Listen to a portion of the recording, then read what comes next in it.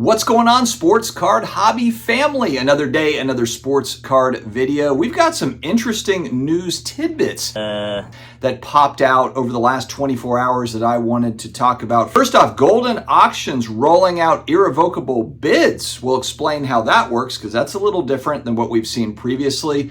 Plus, game used stuff becoming more and more normal, higher supply for that stuff. What is that going to mean for the future of game used memorabilia? And then finally, Fanatics makes another move on Panini. And is Panini going the way of Fleer? We got a 1987 Fleer factory set, Essentially out of business down here in the fairly near future. Stick around.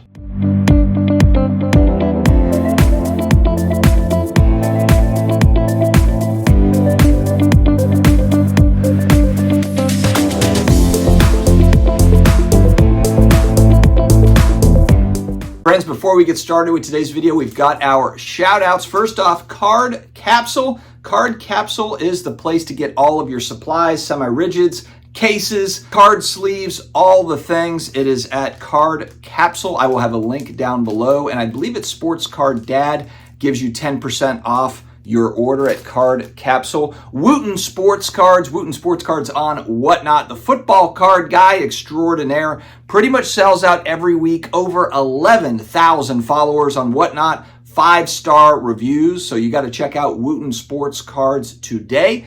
And then we've got JustCollect.com. Leighton Sheldon buying up all the collections, the vintage expert Leighton Shelton. If you are looking to sell a collection, go to JustCollect.com. They've got contact information there to get an appraisal. Leighton Sheldon has been in the industry for decades, knows his stuff, and he'll take care of you. All right, recently, Goldin Auctions allowed for a Kobe Bryant game-worn jersey to have an irrevocable bid. An irrevocable bid in collectibles. This is interesting. It's not a brand new thing to the collectible space. There's been a lot of higher end items that we've seen sold over the last few years that have been able to receive an irrevocable bid. And you're probably wondering, like, what is this? What does it mean? So an irrevocable bid guarantees the consignor a certain amount, which gives the consignor confidence to bring that item to auction. If you've got a huge item, let's say you've got like this thing, this Kobe Bryant game-worn jersey. What if it sells for $100K, but you're hoping to get $1 million? Sometimes auctions just don't perform well, and you could get stuck with a lower amount. And so what will happen is consignors like, I'm not auctioning this thing off. I'll sell it private sale for this, but I'm not sending it to auction.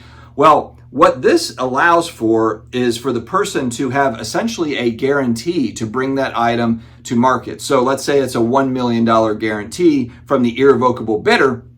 That means that even if nobody else bids on this thing, so if this person essentially bid against themselves for $1 million, that they will still agree to sell for $1 million. Now, why would somebody do that? Well, they get to participate in the upside if they lose. So let's say they put an irrevocable bid of $1 million and it goes for $5 million.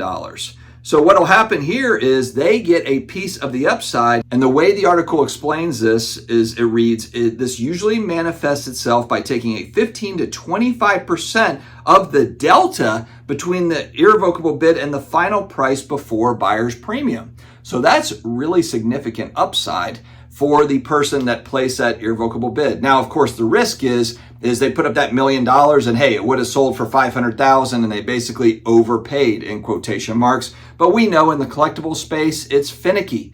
You might have 1 week where something sells for X, the next week it sells for Y. And when you get into the high end stuff, there can be a broad range of pricing. So I'm curious to see if this becomes more of a norm. Now, it did say here that Sotheby's has been doing this for a while. There's a Kobe jersey pop jersey that sold for $5.8 million last year. And I actually remember this one, the Maradona Hand of God jersey that sold for $9.2 million. And the Michael Jordan 98 NBA Finals Game 1 jersey, which sold for $10.1 million in September of 2022, all had irrevocable bidders. And I think what's a positive is it will allow these to come to market, whereas if there's no irrevocable bid, they're not going to take the risk of, hey, if this thing undersells, I'm going to be upset about it. It says here, Sotheby's is known to have a stable of wealthy bidders who make it their business to make irrevocable bids. So very, very interesting here how this works. This is something that's fairly new to me.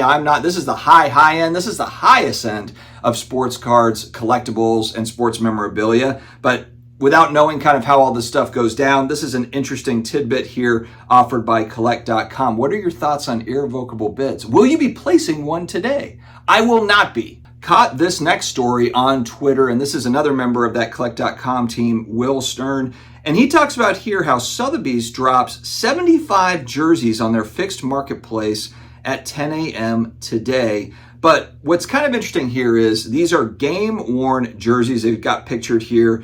Ant-Man jersey, of course, he's all the rage now. It's the next Michael Jordan. He even looks like Michael Jordan, some people say.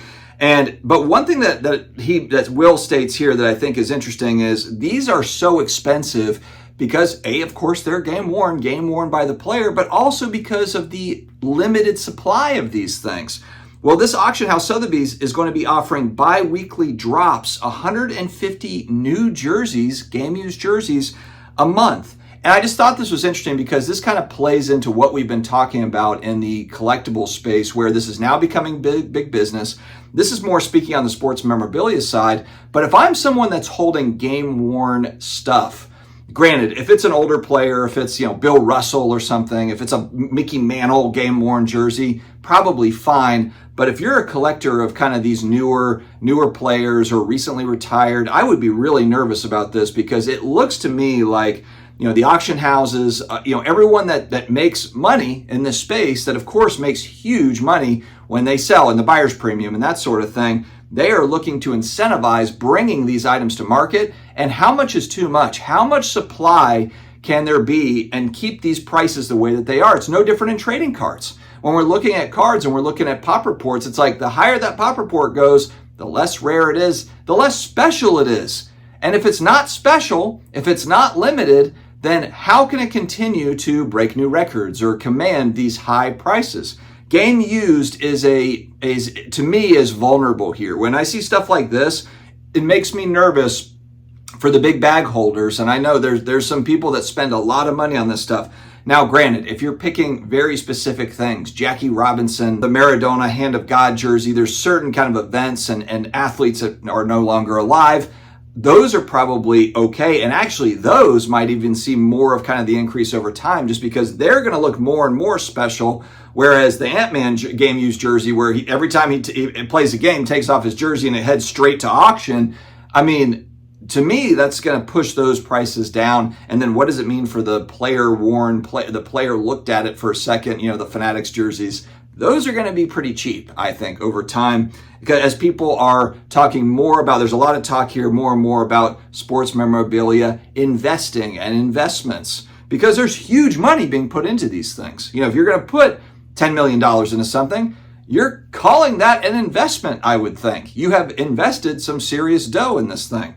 So game used is something to watch. And if this is something that is going to be very typical, if they're going to keep trying to put these game used stuff, whether new players playing or people that have this stuff in collections with irrevocable bids going back, hey, pulling this stuff out to get it onto the auction block, the more it sells, the more it becomes, that thing sells quite a bit. That sold 6 months ago. You tend to not think of it as special. So this is going to be interesting to watch. Last but certainly not least, we come to Panini losing the EPL, that's the Premier League Soccer cards, but here's the important thing, cards plus stickers.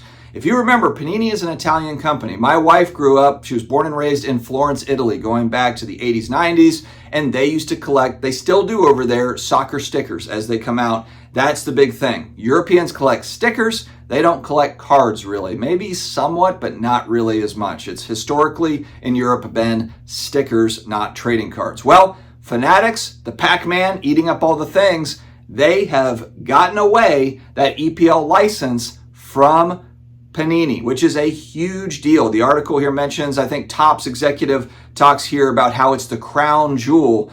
It's such a big deal because to me, and again, I don't know Panini's business. Maybe there's a bunch of other different revenue sources, but this is really getting to the meat, the history of that company, the Panini company that started off making soccer stickers and branched off from there. I mean, this is a really, really huge deal. To me, I kind of thought of more of like, okay, football and basketball cards in North America, whatever. It's a European company that started, they really focus on soccer stuff, soccer stickers. But this tells me that the Panini as a whole is on fire a little bit here. I mean, the announcement of this, June 2025, I think is where I read this, is where it then moves to Fanatics. That is right around the corner. That's literally 13 months from now. And the heartbeat of Panini's sticker business is going over to Fanatics. Is Panini going to go the way of Fleer? Of course, 86 Fleer basketball, iconic set. And just going back in time, Fleer has always been a very important brand and, gone by the wayside. Very important brand that went away, still has iconic cards, still has very important cards in the hobby, but gone. Panini outside of, WNBA, Caitlin Clark stuff, they've got little kind of niche pockets, but man, that was a blow. If I'm reading that correctly, now maybe there's other soccer licensing or something that I'm not aware of. Maybe soccer card collectors would certainly know better than me.